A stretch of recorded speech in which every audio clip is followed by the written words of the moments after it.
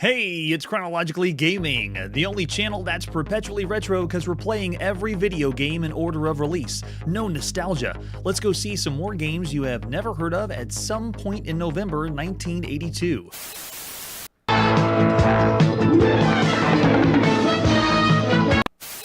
We were last getting crazy playing Crazy Kong on the Commodore VIC-20. Let's see what's next. Next is Ladybug. Hey, we know Ladybug. Wait a second, this doesn't look like Ladybug. Plus, there's no box for this Ladybug. Let's just pop it and play Ladybug on the Sharp MZ line of home computers.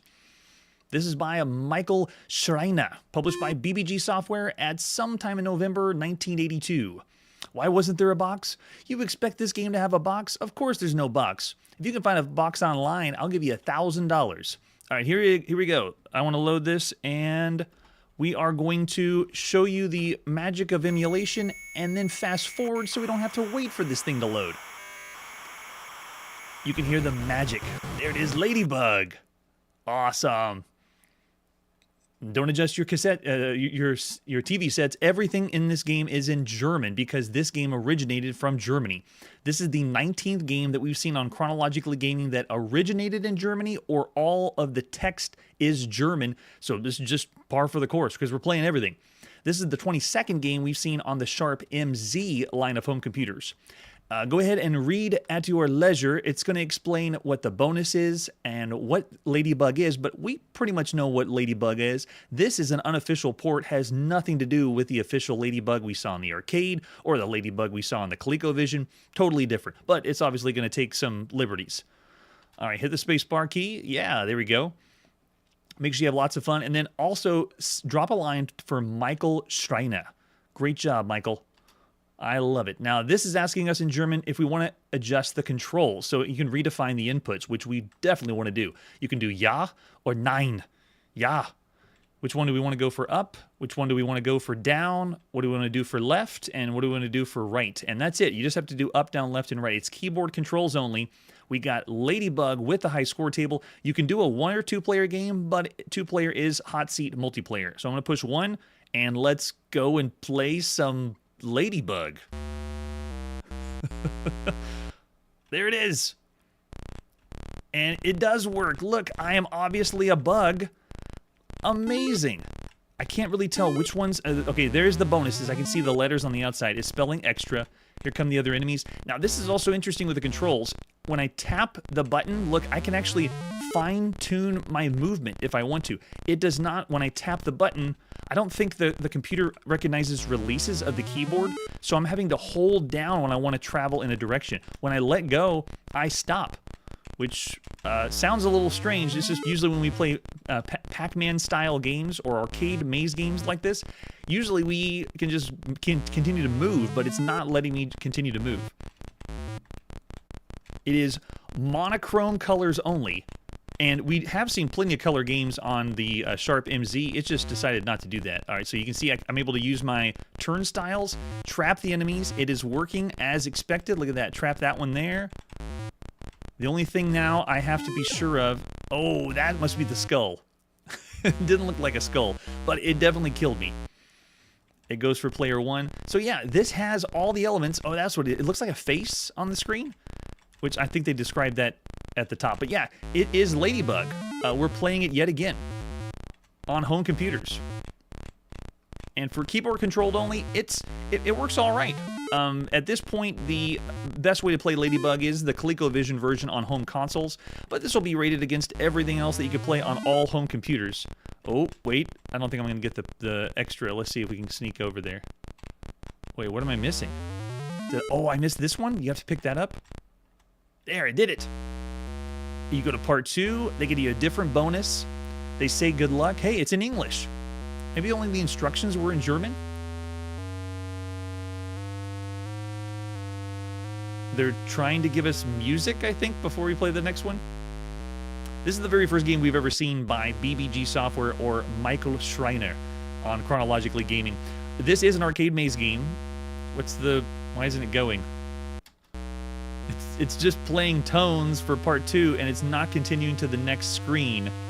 Or at least part 2 is. I'm not sure why. This is the 307th game we've seen that's an arcade maze game, and that's on all systems, all platforms all over the world.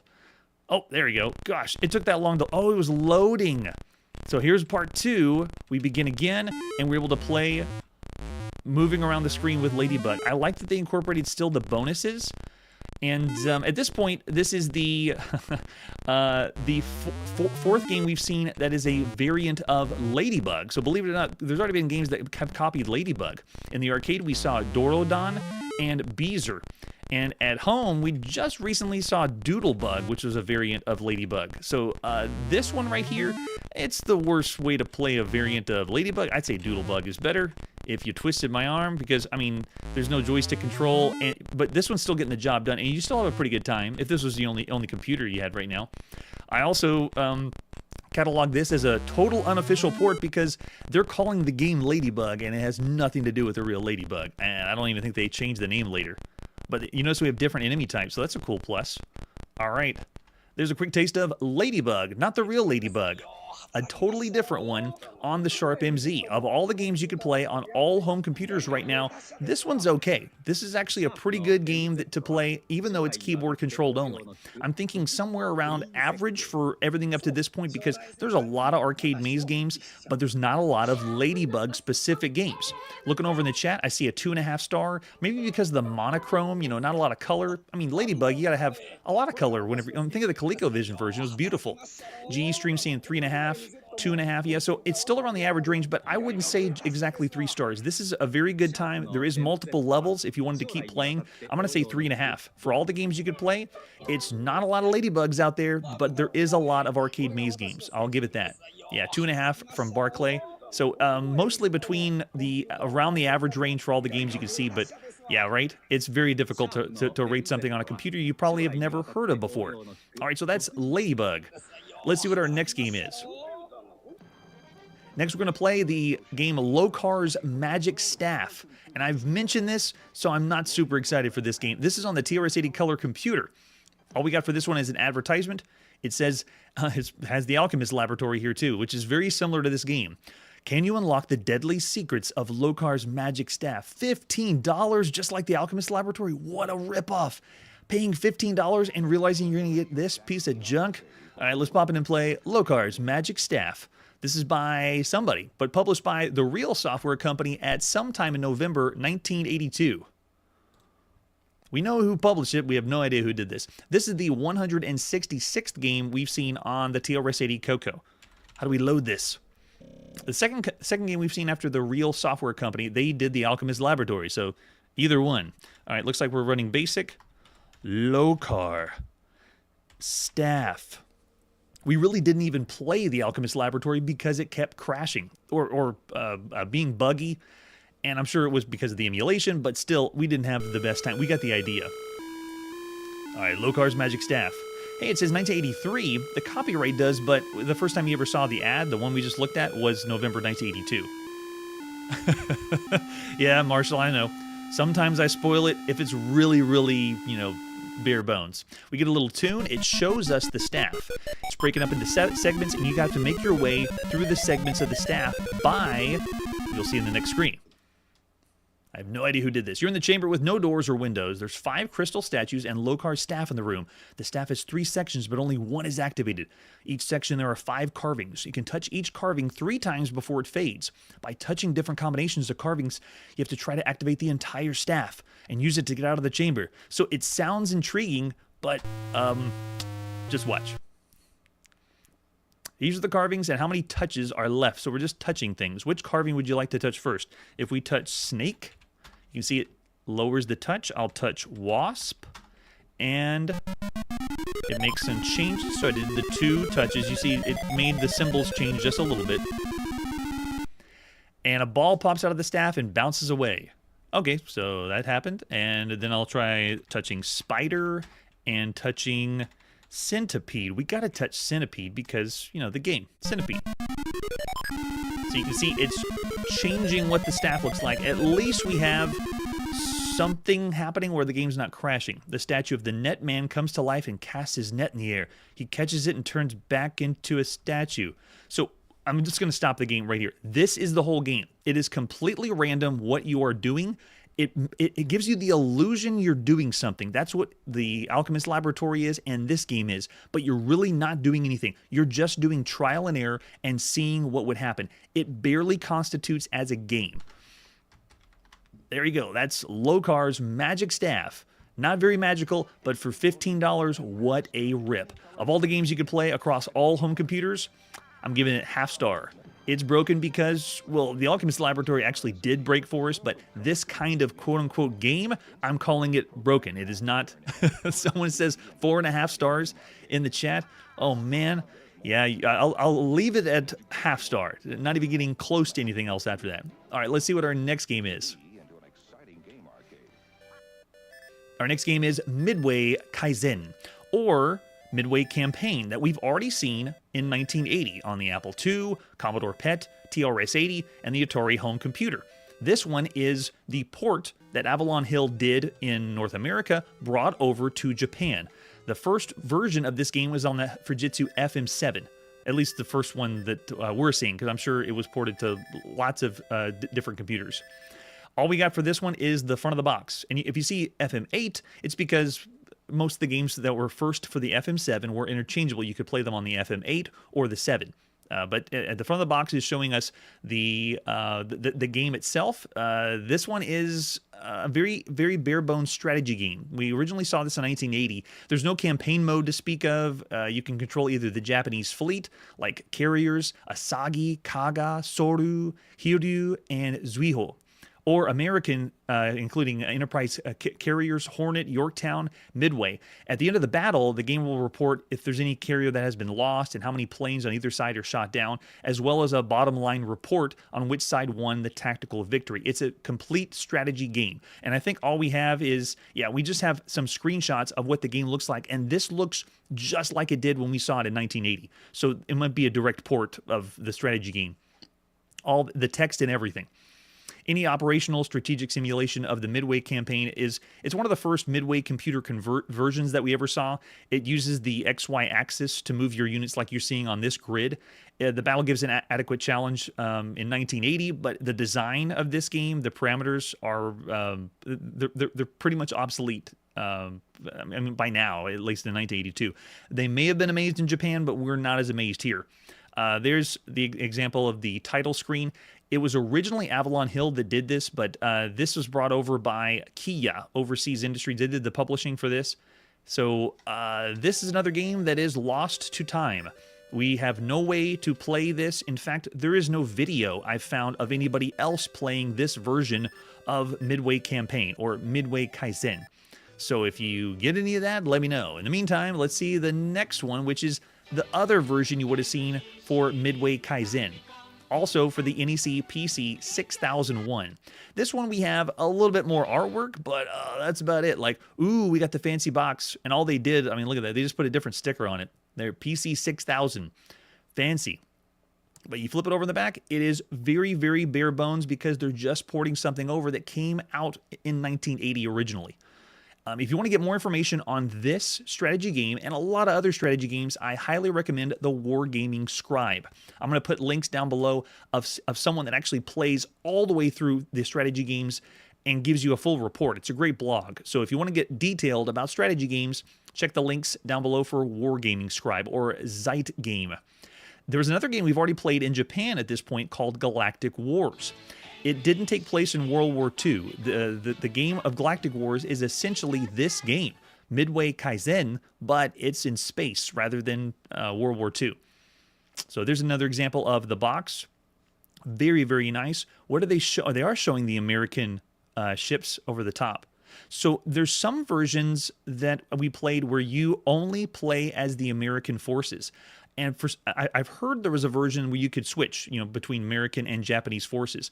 But I'm curious my guess is, educated guess, that the reason we're not able to find anyone with footage of these games or dumps of these games online is because how popular would a Japanese game be where you're playing the Americans blowing up the Japanese? I wouldn't think it would be that popular. So, like we do with every video game we're not able to actually play, it's a 0 star. So, no strategy tonight. We just get to imagine we had strategy. All right, after that, let's see what our next game is. We're next going to the Commodore VIC-20. This is Money Minefield. Let's check it out. All we got is a couple screenshots again. We're in so vague territory right now. Let's pop in and play Money Minefield. This is by Barry Sprajk, published by Luna Software at sometime in November 1982. And I'm not going to wait for this one. This one has 3 loading screens. I will be loading a save state so we can get right to the game. You can switch between skill levels. You can see all the different options right here. This one is the 318th game we've seen on the Commodore VIC-20 so far, playing everything in order on Chronologically Gaming. Luna Software, this is the 5th game we've seen by Luna Software. They've done games like Cosmic Snake, Galactic Crossfire, Alien Soccer, Renegade F-16. But Barry Sprajk, this is the first and maybe only game that he's ever done, at least to my knowledge. All right, so I want to go right into interlace. What does interlace mean? Let me see. I don't know. It didn't do anything. All right, let's go. I'm ready to play. And it is in. It works with a joystick. No way. So it is essentially, I'm just moving a car, driving a car around, and I'm grabbing all the money bags. Oh, but don't touch the walls, or you blow up. Our score was 30 bucks. Oh no, the score was 20 bucks. The high score is there. So cool. It does work with the digital joystick. So whenever you're ready to go, it starts, and it's a very rudimentary driving game. That was only 15 bucks. Very simple. I think we got the idea. Yeah, it starts by pushing F7 and go. So in a way, it's driving with it's almost like they're taking elements away from games we've already seen. You know, like it reminds me a little bit of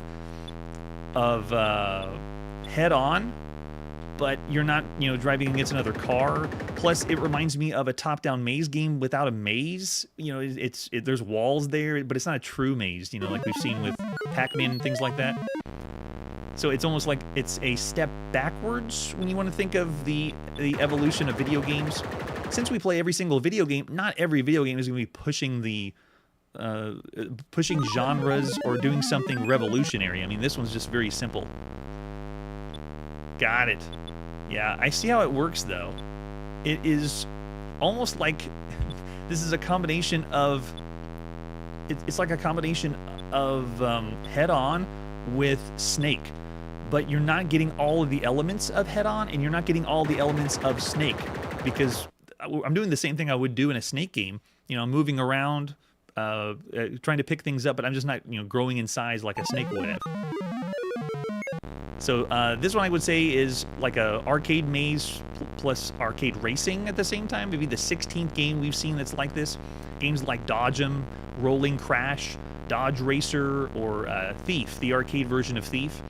So it feels like a cross between Thief and Snake, but not doing it a very good justice. We are going to see this one later on the Commodore 64 in 1983 at some time. There's a massive year for the Commodore 64 in 1983 because by law, everything has to be ported to the Commodore 64. Of all the games you could play on all the home computers right now, this is, I'd say, between a 1.5 and a 2. It's a bad game when you think of all the games you could be playing up to this point. Looking over the chat, I see some 2, and yeah, GE Stream says Rally X is better. You bet it is. Rally X is much better, especially the original Japanese Rally X on the VIC-20 and the Radar Rat Race, like reskinned version of it. All right, so it's a little rough compared to all the games you could play up to this point. I'd say most of the chat saying 2, so yeah, I'll say 2. It's bad, but you'd find some enjoyment with Money Minefield. It's okay for all the games you could play. All right, and bad, yes. All right, after that, let's see what our next game is. Here we go. Let's play some Monkey Kong on the TRS-80 Coco. So this one is, oh, you already know what it is by looking at the front of the box. This is our 167th game we've seen on the TRS-80 Coco. It is Monkey Kong. Oh, but it's by Ken Kalish. Yes, bring it on.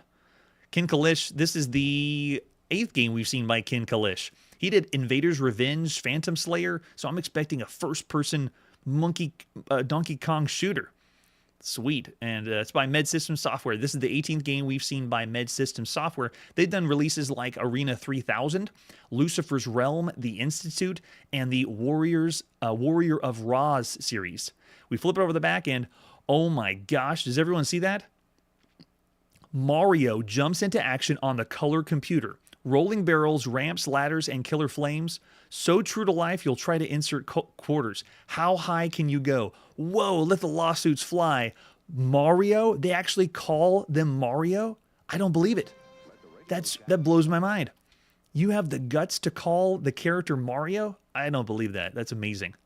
Oh my gosh. All right, so this one is, besides the box, we have an ad you would have seen in magazines. This one was $25 around the time. And on the ad, it says Mario 2. What is going on? Yes, James, they didn't care. I love the Wild West of video gaming.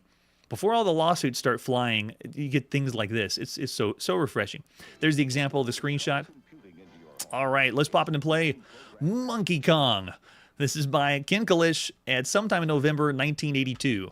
Med System Software or Screenplay, and then much later, way later, Microdeal released this on the TRS-80 color computer, but we're going to see the Dragon 32 version before that, most likely. All right, how do we load this one?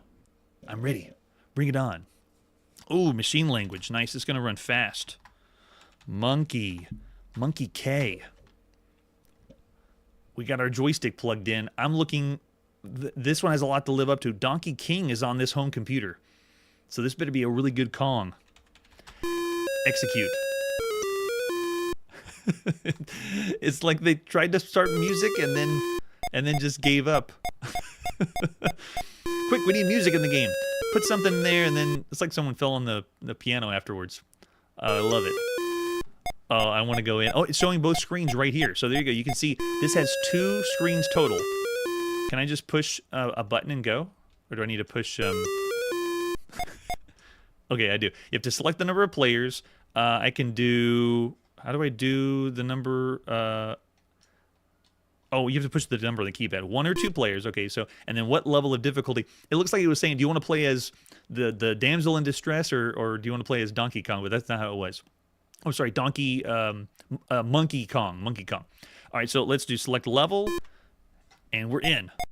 Look, oh man, the derpy Mario at the bottom. Now I can call him Mario because this version is the first time on this game he was called Mario. Now later when he gets released by Microdeal, they changed the name of the character to King Cuthbert. So he looks the same. They didn't change anything about the way the character looks. I mean, he still looked like Mario, but this is sort of the beginning of the... Wait, did I just die? I had the hammer. What? That shouldn't have happened. You could call this the beginning of the Cuthbert series of video games because when it gets released in Europe and then re-released by Microdeal, they're going to change it to Cuthbert. Whoa, that's pretty cool. I can cancel out the ladder or the hammer by jumping. That's very rare. And does everyone realize what we're playing right now? Monkey Kong is throwing cookies down, and the Mario that we're playing looks really close to the same Mario that's in... Oh, did he? The hit detection is pretty bad. I was too close to the barrel, apparently. But this feels like we're playing a variant of Donkey Kong on the Atari 2600 version. It's even jumping like that. It's almost like Ken Kalish saw the Donkey Kong on Atari 2600 and said, I want to make that Donkey Kong. And that's what he did, and that's what we're playing right now. What? But the similarities don't end there. The Donkey Kong on the Atari 2600 had 2 screens, and check this out. That's all this game has too. It has the same 2 screens. So I don't know if I want to categorize this as a variant of Donkey Kong on the Atari 2600, but I mean, look at this. It's totally it. All right, looks like they're not going to home in on me, which is really nice. And they don't climb ladders. The fire is being so kind to us. Go. Oh, he didn't go with the ladder. I still have lives though, right? No, it shows the score of 47. All right, I have to go back to the beginning. Okay, lives are displayed in the top right as the 2 lines, but as far as the controls go, it is slightly looser than some of the other games we've seen that are the Donkey Kong clones, but it's still okay for the games you could play. Now, I'm just amazed that this exists, that I feel like I'm playing the Atari 2600 Donkey Kong. Maybe it had more love than we thought. Oh, is that what that theme is at the top? Incredible Hulk? We've shown clips of that on the show. Whenever you go to the top, that's awesome. So this is our 63rd arcade platformer. And on Chronologically Gaming, we say arcade platformers was inspired by Donkey Kong. It's all on one screen, and it's a platformer that allows you to jump. So it's differentiating itself from the fixed platformer, which is like Space Panic, where you didn't do any jumping. You maybe did some digging or climbing ladders. But jumping is what makes this an arcade platformer. Yes, that's right. This is the 38th variant of Donkey Kong that we've seen thus far on all systems, all over the world. On home computers, this one is the 20th Donkey Kong clone. It's the 4th that we've seen on the Coco. The Coco never got an official Donkey Kong, and so they're making up for it by just having tons and tons of clones. Look at these, the fire's guarding the side. I wonder if he... Okay, he did go all the way over. Good. Let's try this again. Look at, he's guarding the... Okay, good. Go. Away. All right, let's see if we can get that hammer and... What? The fire just crossed over the gap. So they're not following the same rules as Donkey Kong either. There's lots of surprises when I play this game, if you haven't noticed. Every now and then there's something that happens, and I'm just like, that's not supposed to happen. So this is the 4th game so far that the TRS-80 color computer has as a clone of Donkey Kong. They have Canyon Climber on the Coco right now, Donkey King on the Coco, and Donkey Monkey on the Coco. And Donkey King is primo. It's so good. It's beating out some of the other Donkey Kongs on other home computers too. Man, that's tough. They're guarding the ladder, so it makes it really, really... Yeah, they're cheating is what they're doing. So this is the first time we've seen the variant of Donkey Kong on the Atari 2600. We are going to see this one later on the Dragon 32. A lot of the games we see on the Coco is sometimes ported to the Dragon 32. And it'll be called King Cuthbert when we see it then. So say goodbye to Mario. I'm sure there was maybe some legal action in there, but come on. It's called Mario, and it looks and plays just like the Atari 2600 version. So cool. So I'd say of all the games you could play on all home computers right now, I'd say this game is about the same level as Ape Craze on the Commodore 64, or Fast Eddie, which is another very well done platformer, or the one we recently played, Felix in the Factory. So I would say of all the games on all home computers right now, I'm going to give this one a solid 3-star rating. It is very average for all the games you could play on all systems. Monkey Kong. With a name like that, it just needs a lot of love. Looking over the chat, most people are saying 3. Yeah, average for all the games. Yeah, that's right, James. It's the same rating that we rated for the Atari 2600. Oh, well, actually, it has more to live up to. There's more clones of Donkey Kong on home computers than there is on home consoles. All right, after that, let's see what our next game is. Coming up next, it's the Monster Mash. And no, Bobby Pickett, it is not that Monster Mash. Great performance, though. Here's the box for Monster Mash. This is on the Apple II. This is our 422nd game we've seen for the Apple II. The first time you ever would have seen this game, too. This is by the Software Farm. The 4th game that we've seen by a very obscure company. They did Killer Clams, Cricketeer, and Thoroughlian Tunnels, or were involved with those games. So this is by Dave Eisler. Way to go, Dave. This is his first game and only game. Did Dave do anything else? I don't know for sure.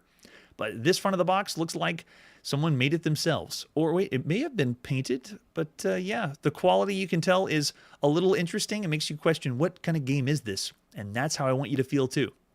We flip it over the back, and it's late at night in a monster-infested graveyard. You've been given the job of keeping the monsters in. All you have between you and the complex chaos is a new Monster Masher system and quick reflexes. Monster Mash is an original, unique arcade action game written in assembly language. Sweet. I love it. And there is the Software Farm. Let's see what we got for other artwork for Monster Mash. Awesome. We're going to see this game released later as Monster Smash at some point in 1983. So this is the very first time you would have seen it. There's an ad from magazines. It's late at night. See, no wonder they changed the name. You can't call a game Monster Mash. Everyone hears that song every Halloween. There's the 5 1/4 floppy disk for Monster Mash. And an example of the screenshot. Let's pop it and play Monster Mash. by the software farm at sometime in November 1982. This one has a lot of different things that we haven't seen before in video games. I like that it's going to take a horror theme or a Halloween theme. That's always a plus. There it is, the software farm. And you can also get this game as Monster Smash on the Apple II. So we'll be seeing the other version, even though it's pretty much the same game. It'll be on the Atari home computer, Commodore 64, because every game has to be ported to the Commodore 64 by law. All right, so this is going through an attract mode, and you're asking yourself, what in the world are we looking at? Yeah, it's a very different game when you think of arcade-style games. All right, so I want to just go right in. Good evening. Welcome to my haunted graveyard. You came at just the right time. The crazed little monsters are starting out for another riotous night of death and destruction. If you're smart, you'll turn back now. But if you stay, be warned that the hideous creatures are headed for a particularly outrageous bash tonight. Can you stop the gruesome things before they escape from the graveyard? To see how good a monster masher you are, type in your name between the marks and press the return key. Now, as I'm doing this, I want to point this out to everybody. Let's see if it does it. If I say chrono, okay, it doesn't say anything. We have video games that allow you to type in your initials for high scores. We have video games that allow you to type in your name before you play games. This is one of the first video games that is saving my profile, like that name that I just typed in, chrono. When I come back in the game, it will say, I remember you, and it loads what I had saved under my name the next time. So, for example, I want to do the keys, like change the keys up. If I push number 3, it's going to ask us how you want to control the game. Whatever you save, the next time you come in the game and put your name in, it will remember that. So this means this is a saved profile, sort of. It's very proto-saved profile, but one of the first we've ever seen on Chronologically Gaming. So forward thinking, way to go, Monster Mash. You can do the controls grouped, where all the mashers operate together. That's 6 through 9, and I'm going to do that. I'm not going to do independent, because then you have to push each key for every masher. And then it also wants to know how you want to control the gates where all the monsters go. And I'm going to do it again grouped 1 through 4. Otherwise, you can do this independently. So you can make the game very difficult and tougher. So right now, they have difficulty levels, 6 levels to choose from. We're now at level 1, and then I'm going to begin the game. Here we go. Good luck. So what I'm doing is, I'm just going to let the game play out. As the monsters go down, if they make it to the bottom right, like right here above my shoulder, if you get 10 monsters, then they're all going to leave, because we're going to lose the game. If 10 monsters go all the way down to the bottom right of the screen, then you lose. So you're supposed to do this. See the gravestones mash? You're supposed to lure the monsters into the gravestones and then time it so you can mash them. Whoa, the all-time high score was John Sidorchuk. I'm going to get that high score. We only get 7 today because I was showing everyone how to play the game. All right, let's do it again. Begin the game. Good luck. Now let's play for real. So I'm going to lure monsters, and it starts the first level fairly simple. So you can see how I'm leading them to a certain gravestone and then mashing them at the right time. What a unique idea. We haven't seen anything that is doing something like this. Very far away from this kind of idea would be something like Deflex, where you were bouncing the ball around the screen and trying to get it in a certain place. But, I mean, that's still not even close to what this game's trying to do. Wave completed. And look, we got dancing pumpkins in the top right of the screen. Press any key to keep going. Prepare for wave 2 of level 1. And this just continues with adding different looking monsters, speed gets faster, and like I explained with the controls, you can decide if you want to open the gates one at a time or if you want them all to go together like this. But you can see how it's going to get crazy and chaotic as we move on and you get higher and higher levels.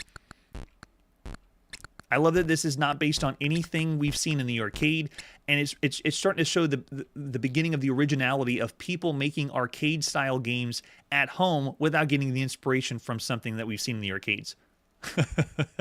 Yeah, very interesting concept, and I messed around with the different controls and played with different ways, and it gets so interesting to figure out how to play and get the monsters to move the right way.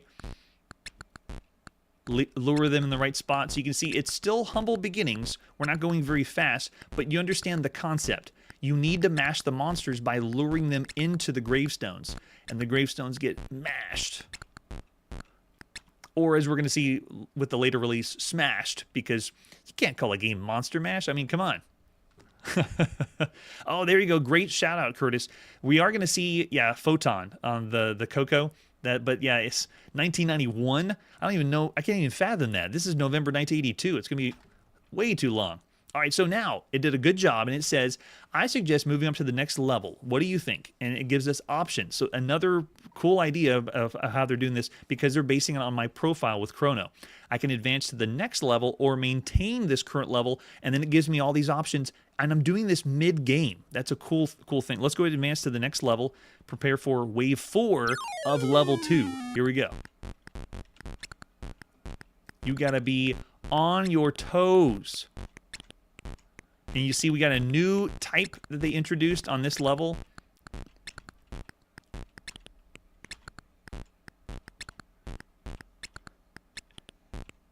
Nice and easy.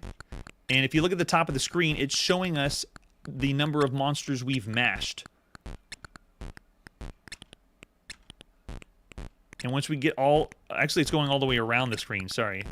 If you look around the outside perimeter, it's calculating how many we have left. So you can actually see how many more you have before you finish off this round. Sweet. Takes a lot of concentration, but the originality is pretty cool. Yeah, and went a little bit faster too. So this is just the beginning. That is just the tip of the iceberg of Monster Mash. But you understand how it works. Of all the games you could play across all home computers, the way that they're incorporating elements that are presentation-wise, you know, like the profile and then the options to change controls and breaking up the way the difficulty is, it's different, and the gameplay is different. So very, very well done.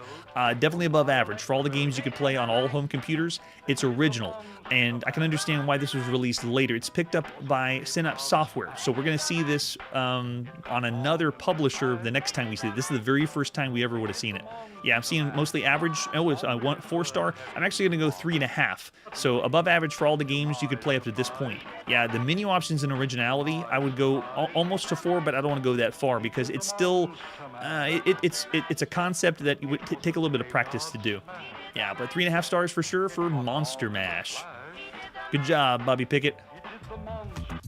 And that's where we got to put our video game playing on pause. Thanks again for joining me for the live show, throwing out all those chats and ratings. And be sure to leave comments down below or check out our link where you can see all the video games we've ever played in order of release. Because sometimes, you know, we miss a few games. Next time on Chronologically Gaming, more handhelds from Japan that we probably won't be able to play. And Synapse Software delivers the ultimate fantasy video game. That's it for today, and like I always say, mash your monsters, but don't Kong your monkeys. Hey everybody, thanks for checking out the channel and joining me on my quest to play every single video game in order of release. We'll be streaming live every weekday at 9 p.m. Central, so join us and let us know if we missed any games along the way. This video would not be possible without Launchbox, RetroArch, and MAME. Tell all your friends there's some crazy guy named Chronologically Gaming trying to play every single video game.